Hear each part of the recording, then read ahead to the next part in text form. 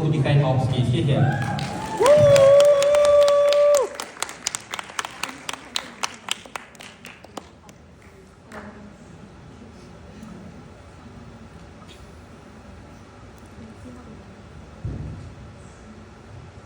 Okay, hi. Sorry, this mic is a bit wobbly, but before I begin, I'd just like to thank everybody. I think Ryan already did that. Everybody is really amazing, and I'm so grateful and thankful to be standing here on the stage in my second Rakan Muda finals.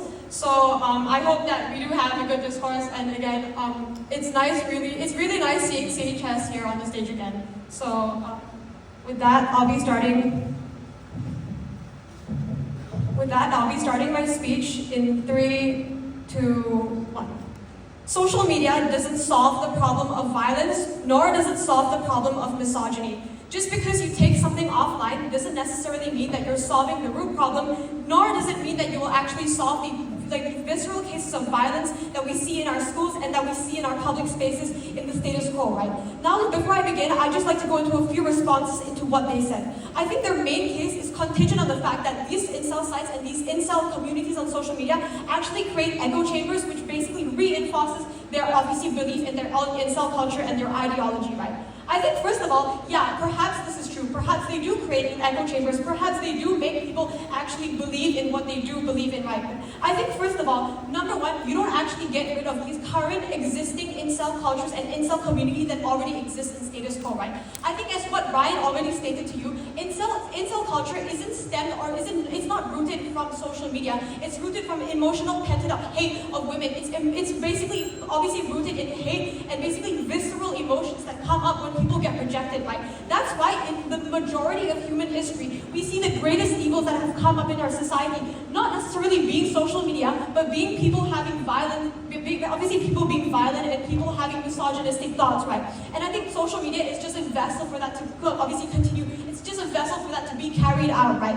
And now, why do we say you don't actually get rid of it? Because you push it to an alternative source, right? When they tell you that pushing it offline is somehow better, I think that's obviously not true, right? Because when you do have a group of very emotionally pent-up men, you have a group of men who obviously believe that women is the issue and not them, right? I think a lot of the cases, you see cases of violence happening, right? You see cases of people actually venting out their anger on people in the real world because they're not able to get rid of their emotions somewhere else, right? But I think especially for well-established incel groups, especially for well-established communities of people supporting Andrew Tate, supporting all these other nonsense creators online saying that women are the issue, right? I think the main issue you get is that you don't necessarily get rid of these communities, right? Because they're already so well-established, right? I think alternatively, you actually push them underground. You make it way harder for it to police. You make it way harder for people to actually see how bad people are, how bad situations can get, right? Because now while you and I cannot actively see it online because not everybody here uses 4chan. And I think secondly, they claim that they get change and they get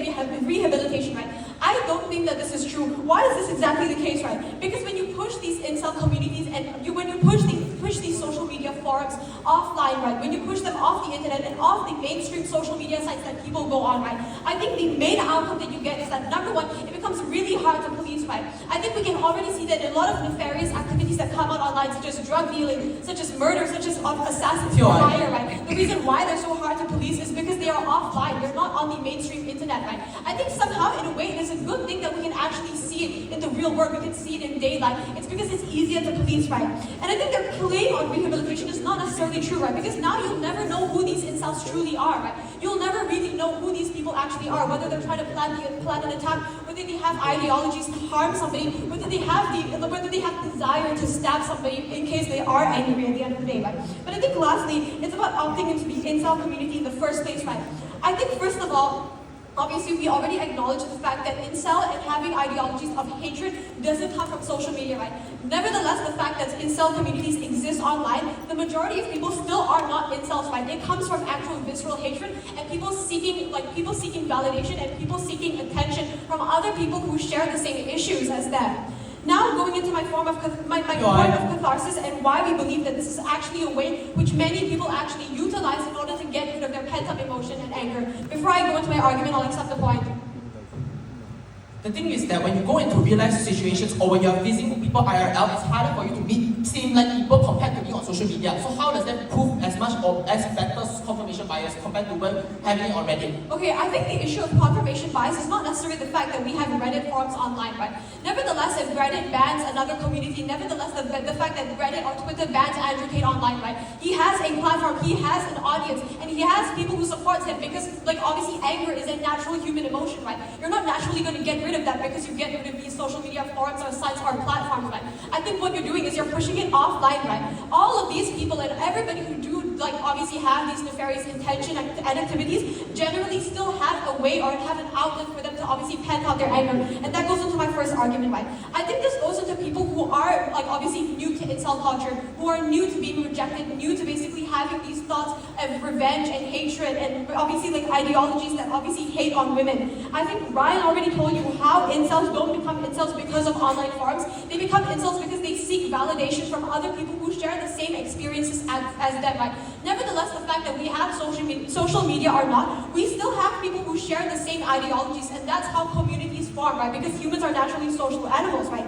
They will naturally gravitate towards people who think similar to them. They will naturally gravitate towards people who have the same ideologies and the same incel culture as them, right? Because that's what people do. In the majority of cases, right, I think the majority of incels, not defending them or not saying that they're good people or they should be sympathized with, but saying that the majority of them are non-violent, right? I think even though we see an increase and rise of people and incels online obviously being a problem and being an issue, we see that that is an issue that has existed ever since the beginning of time, right? But I think the main issue here, right here is that obviously people don't have an outlet to express their emotions, right? And I think in a way, these incel forums actually have provided that, right? Obviously with the fact that there's moderation, obviously with the fact that there's actually people watching over them, and the fact that there's oversight over what they actually say and what they actually converse on online, right? But I think obviously people emotionally and people who are actually angry, I think actually put their emotions online is actually a form and a utility for many of these forms that actually do exist online, right? That's why Ryan has already stated to you the importance of the existence of a lot of these forms, right? That even though perhaps these forms are bad and they put out hate and toxicity, right? Oftentimes they do provide an emotional outlet. But I think secondly, I think the more important fact and the more important reason behind this, as we already told you, is actually keeping many of these forms on the surface, right?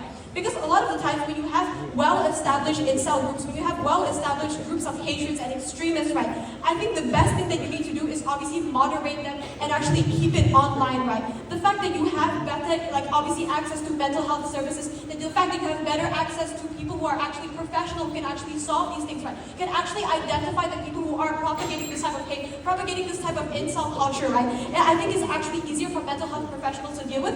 And in the worst case scenario, in the case where violence comes up, in the case where people actually express a desire to stab somebody, to shoot somebody, then there's actually better moderation because Reddit, at the end of the day, is more transparent than 4chan. So with that, I'll end my speech here.